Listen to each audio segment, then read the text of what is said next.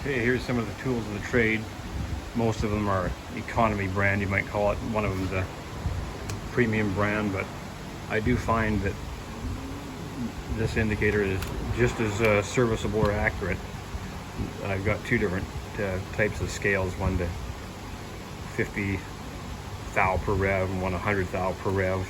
They're both 1-inch range. I've got a 2-inch range on a magnetic back and a 1-inch range and a 1/2-inch range. I do find this brand to be less robust in that the bezels pull off quite easily, especially when you're using them with that magnetic back, whereas this brand seems to be almost impossible to get that bezel off.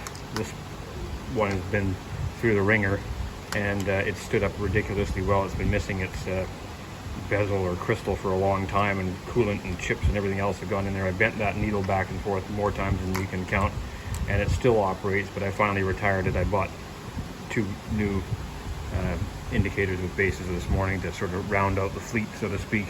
You can never really have too many.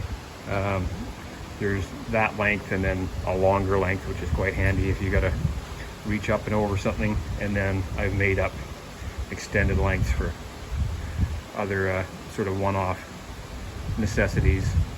And then there's a you always need a couple of these. You know, when they get too horrible to use with indicators, you attach a brush or a little chip deflector like so on the end of that indicator base, and then you can use it on the tool post to keep the mess down to a dull roar.